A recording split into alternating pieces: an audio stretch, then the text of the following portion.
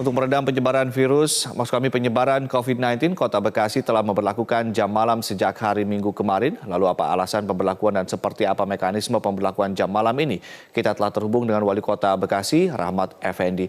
Selamat pagi Pak Rahmat Effendi, Assalamualaikum. Waalaikumsalam warahmatullahi wabarakatuh. Kang Ade, gimana kabar?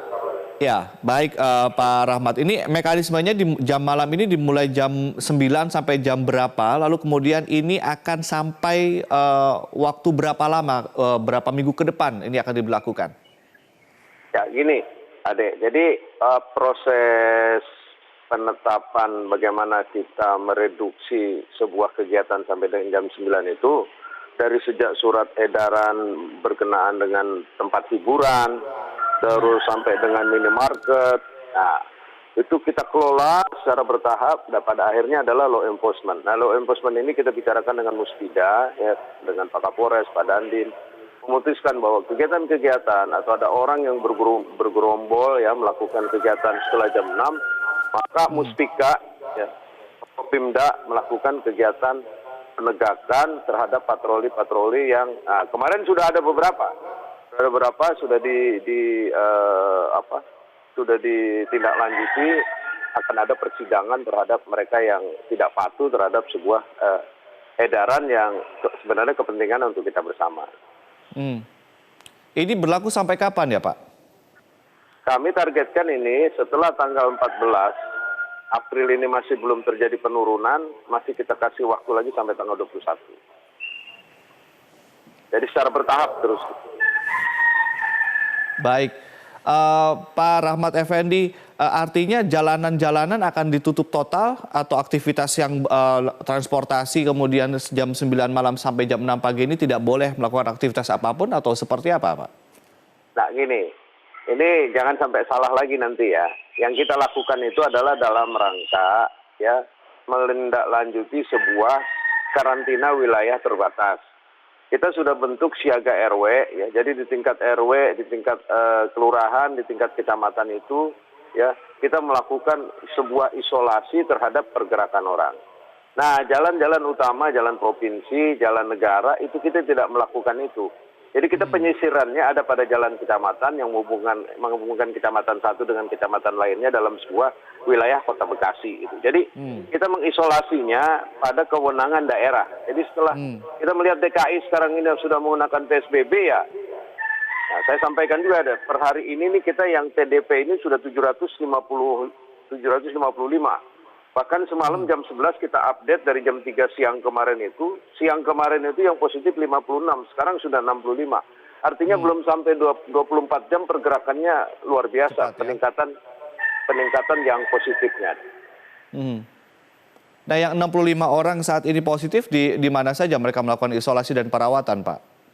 Lebih banyak karena kita fokuskan di rumah sakit umum daerah, lebih banyak di rumah sakit umum daerah ya.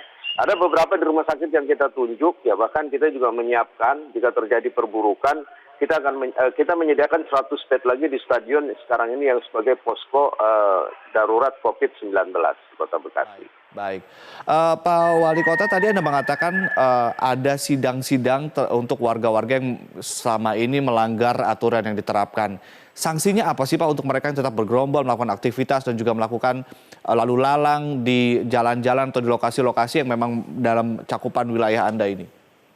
Yang pertama ada surat edaran Pak Kapolri berkenaan dengan ketertiban yang diedarkan oleh beliau. Yang kedua ada salah satu undang-undang yang menyatakan ya bahwa jika melakukan sesuatu pada ini maka akan dikenakan. Nah, Pak Kapolres itu sudah melakukan itu. Kemarin kalau nggak salah laporannya ada 10 orang yang sebentar lagi akan disidangkan sebagai shock terapi ya. Ya mungkin kayak seperti piringnya itulah 4 bulan sampai 6 bulan ya.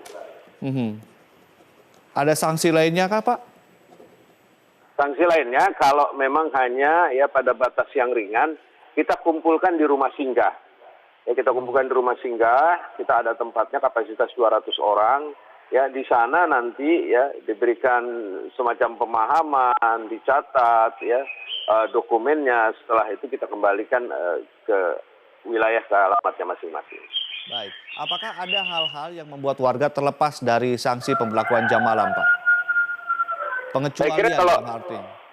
Ya, pengecualiannya adalah pada saat warga ya mencari sesuatu yang tentunya berkenaan dengan obat, berkenaan dengan konsumsi ya.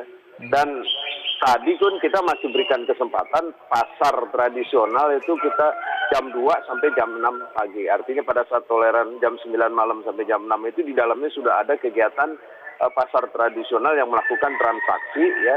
Dan setelah itu kegiatannya seperti kita lihat sekarang ini memang sudah 60% itu sudah di Kota Bekasi ini kondisinya sudah sangat sepi gitu. Baik. Pak, ada denda nggak sih Pak? Tadi kan dikatakan ada ancaman 4 bulan sampai 6 bulan kurungan. Kalau denda sendiri apa Pak? Ada nggak?